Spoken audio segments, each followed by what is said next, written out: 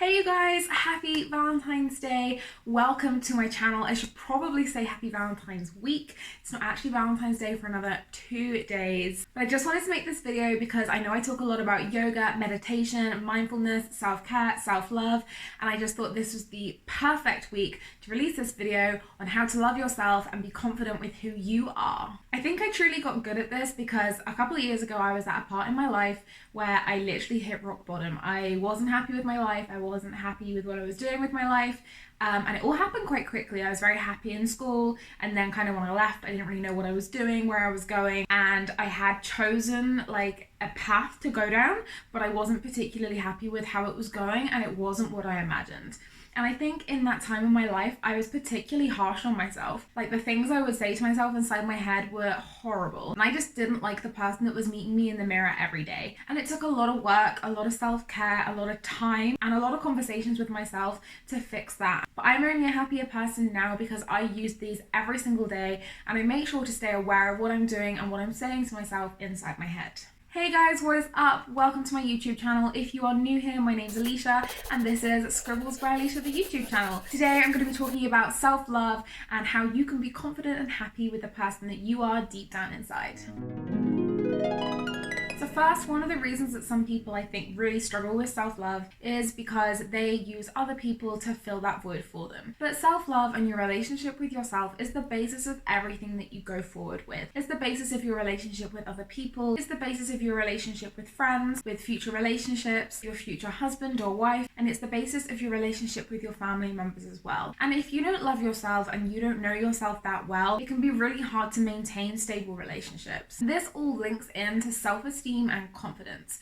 Most people when they meet me kind of think I'm this very confident person, very bubbly, upbeat, but the truth is I have so many insecurities and I don't particularly have high self-esteem, but I definitely have defense mechanisms that I use within a social situation in order to get through, and one of those things is humor, often quite dry humor, and it took me a long time to be able to take the first step in order to loving yourself. And that first step is something that I think a lot of people struggle with, and that is to take time by yourself. It doesn't have to be anything new or exciting. It can be something really simple like meditation, taking the dog for a walk, things like that. Take a moment to reflect inwards and see how you behave whilst you're by yourself. Because like I said earlier, when I'm out with my friends, there's a certain personality that shines through, but that's not the person when I'm here by myself in my pajamas lounging around. And it's really important that when you go into this idea of being by yourself, that you do it with no judgment in your mind. It doesn't matter what you find. The point is that you have to open that communication between you and yourself. If you don't listen to that voice and tune in on what it's saying, then you can't change what that voice is saying. And this directly links to your ability to have good self-confidence and high self-esteem.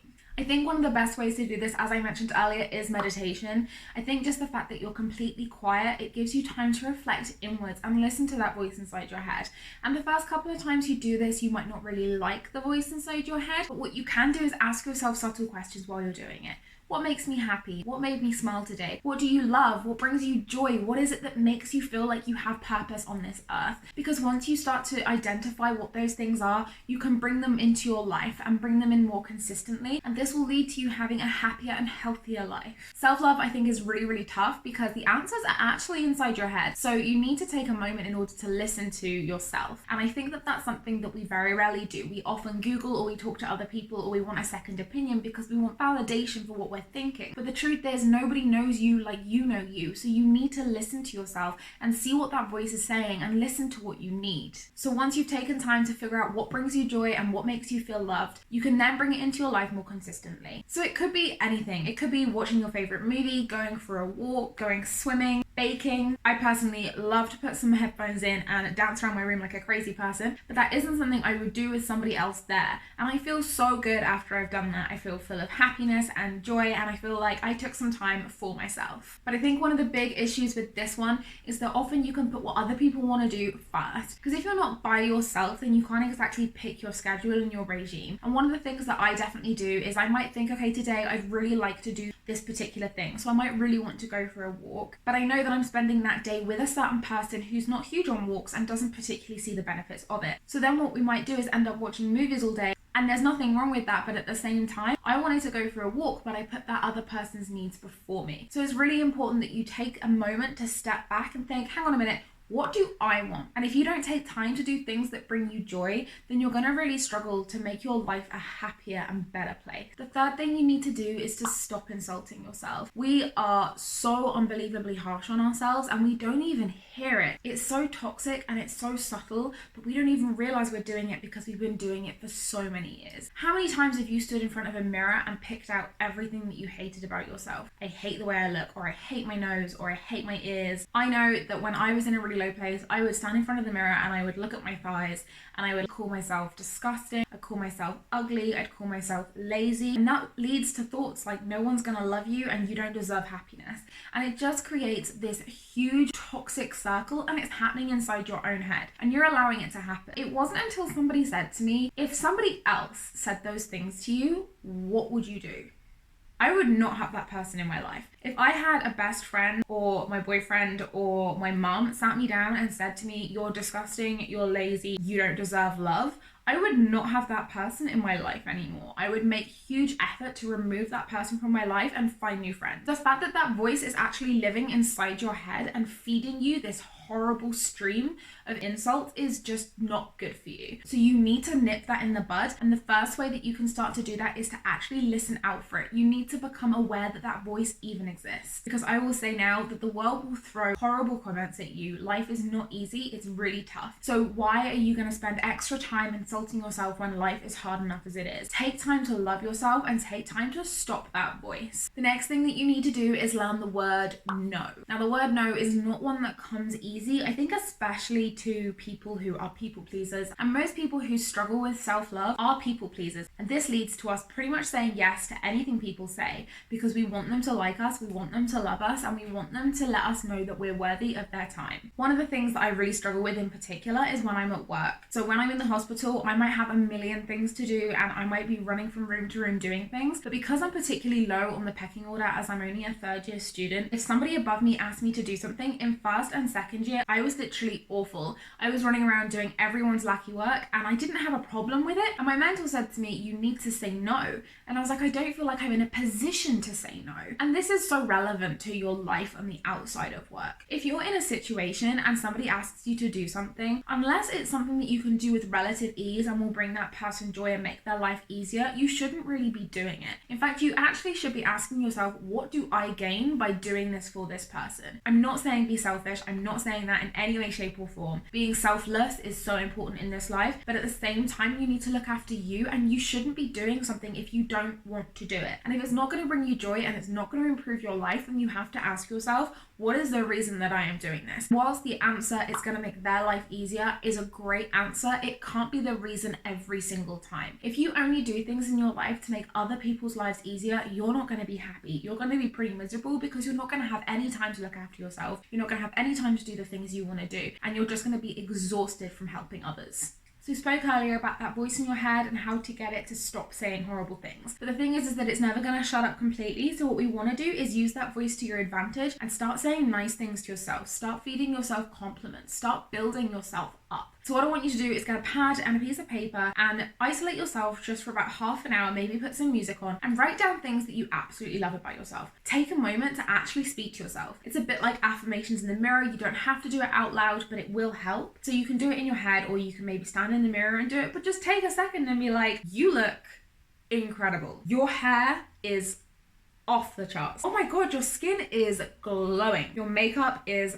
perfect. Those jeans look so good on you. And this probably will feel a little bit silly at first, but the more you do it, the better it will feel. And also it will just stop that negative stream of information coming in through your head and putting you down all the time. You need to love yourself and realize that you are worth love in this life. So the next one is a big one, and I pretty much don't shut up about it on Instagram, and that is self-care. You need to be able to pour into your cup before you pour into others, because if you're not looking after yourself, how the hell are you supposed to help other people? If you're this empty shell of a human being walking around without a good night's sleep, without the time to look after yourself, then you're not going to be able to help other people. Self-care is such a simple thing to do, but when I first started learning about what self-care was, it seemed so complex to me, and this didn't really make any sense. But once you learn the things that you can just go to, it's so much easier. So meditation obviously is one, mindfulness is one, yoga is one, a bubble bath, taking a nice long shower, watching a movie in some cozy pajamas, they are all versions of self-care. And I actually have something that I want you guys to do, and I'm gonna show it to you now.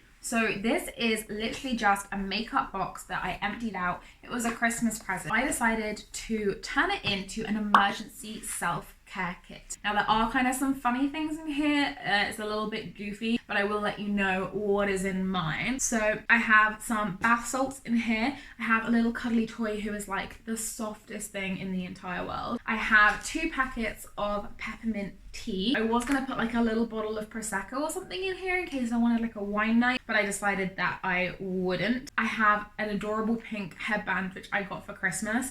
I found it quite funny and I didn't think I'd use it, but then I was like, you know what, that can go in here, and whilst I have that, I can put on my face mask. I have a nail file and some lovely L'Occitane hand cream, and then I also have my bar of shampoo, soap, and an avocado repair hair mask. And I made this because I feel that when we're in our really low points, we can completely forget how to look after ourselves. So with this, I can literally just pop it open, and it's basically an instruction manual on how to look after myself and how to make myself feel good again. And the final thing I want you guys to work on is saying thank you. If somebody were to do something nice for you, you would 100% say thank you, and you probably also say please when you ask them to do it in the first place. But we never seem to take time to thank ourselves. And without this positive reinforcement of thanking ourselves and letting ourselves feel good, then we're probably not going to repeat the actions. So for example, if you really wanted a burger, but you decided that you were going to eat something really healthy for lunch, you need to take the time to thank yourself and be like, thank you, Alicia. Your body is now full of nutrition and you have fueled your body for the rest of the day. Thank you so much. Or if you managed to drink your 2 litres of water that day, take a moment and say, thank you, Alicia, I am well hydrated and my body is running really smoothly right now. Or if you self-care and go for a bubble bath and afterwards you feel amazing, say thank you to yourself. Thank you, Alicia, for taking the time to look after you because I feel so much better than when I got in that bath an hour ago. They are my tips on how you can love yourself and how you can become a more confident person with the real you. If you like this video, please give it a thumbs up, and also I would absolutely love it if you would subscribe. It really does help support me. I hope you have a lovely Valentine's Day. Make sure that you take time on Valentine's Day, give yourself some love and some self-care. If you have any other tips that you'd like to share on how to love yourself and great ideas for self-care, please feel free to drop them in the comment section below. Thank you so much for tuning in, and I'll see you next week.